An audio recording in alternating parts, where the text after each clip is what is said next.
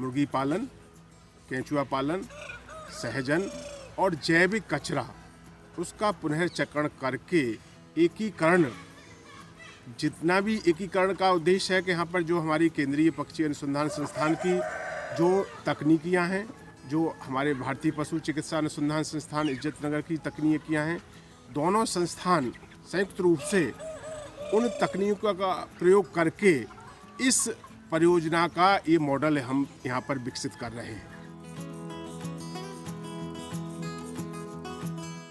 2 जानवर, गोबर, गोबर से केंचुआ, केंचुए से मुर्गी, केंचुए से मछली, केंचुए से मुर्गी का अंडा, ये उत्पादन होगा। कोई रॉकेट टेक्नोलॉजी मैंने नहीं लगाया है, मैं केवल इमोशन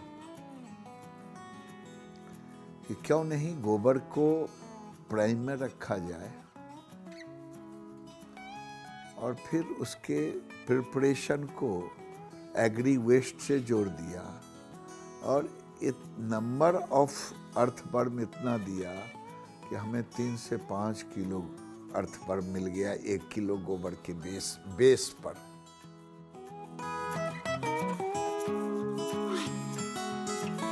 शुरुआती तौर में अगर पोल्ट्री का फार्मिंग का देखें तो ये बैकयार्ड सिस्टम से ही आज उभर कर एक इंडस्ट्री के रूप में स्थापित हुई है। इसमें कई तरह के मॉडल लोगों ने बनाने की कोशिश की कि इसमें बैकयार्ड वालों को लो कॉस्ट हाउसिंग, जिसमें कम से कम लागत में हम घर तैयार कर सकें पोल्ट्री के, जो हमारे लोकली अवेलेबल सामान है जैसे बम्बू है या और पराली है, इस तरह की चीज़ें से मिलाकर या भरा है, इस तरह की चीज़ें मिलाकर उसको घर को बनाया जाए ताकि उसकी लागत कम से कम हो, मुर्गी उसमें रह पाए। तो माननीय केंद्रीय मंत्री गिरिराज सिंह जी का भी यही मानना था कि इस तरह का एक सिस्टम डेवलप करा जाए। तो उन्हीं की प्रेरणा से हमने यहाँ 1 एकड़ एरिया में ये स्थापित किया है और इसमें हमने 3 तरह के मटेरियल यूज़ करके घर बनाए हैं पोल्ट्री के। तो ये भी हम आगे चलने वाले समय में देखेंगे कि अलग अलग जो हाउसिंग हमने बनाई है इसका पोल्ट्री के रखरखाव पर और उत्पादन पर क्या असर पड़ता है। मुर्गी पालन जो है देश में 2 स्थितियों में हो रहा है। एक तो जो ग्रामीण क्षेत्रों में करते हैं बैकयार्ड पोल्ट्री, दूसरा जो ऑर्गेनाइज सेक्टर है जिसमें हमारी इंडस्ट्री है। तो इस समय वर्तमान में जो है बैकयार्ड पोल्ट्री जो है उसको भी काफ़ी बढ़ावा मिला है और लगभग 30% के करीब बैकयार्ड पोल्ट्री हमारे कंट्री में है। हम बात करेंगे बहुत छोटे किसान की, जो लैंडलेस है, मार्जिनल है, उसके पास लैंड भी नहीं है और लैंड है तो बहुत छोटी है, ठीक है, मजदूरी करता है। अगर वो 25 मुर्गी पाल ले, ये बैकयार्ड वाली 25 मुर्गी में मान चलती आधा मेल आधा फीमेल निकलेगा, तो उसके 10 मेल निकल गए मान लीजिए, ठीक है ना। 10 मेल, उसके 1 मेल जो है 700-800 रुपये बिकता है आराम से, तो उसकी तो आमदनी हो गई। वो मेल बेच देगा मुर्गी छोड़ने का अंडे के लिए। अगर उसके बाद 12 मुर्गी बचती हैं, 12 मुर्गी में अगर आपका डेली का 7 अंडे ही आता है, ठीक है ना, तो 70 रुपये डेली का आप मान के चलो उसका आमदनी है और सप्ते का करीब 500 रुपये उसको सप्ते में मिल जाएगा। तो मैं उसका 2000 रुपये मैंने तो अंडे से कमा सकता हूँ मुर्गे छोड़ के, और खर्चा पानी कुछ है नहीं।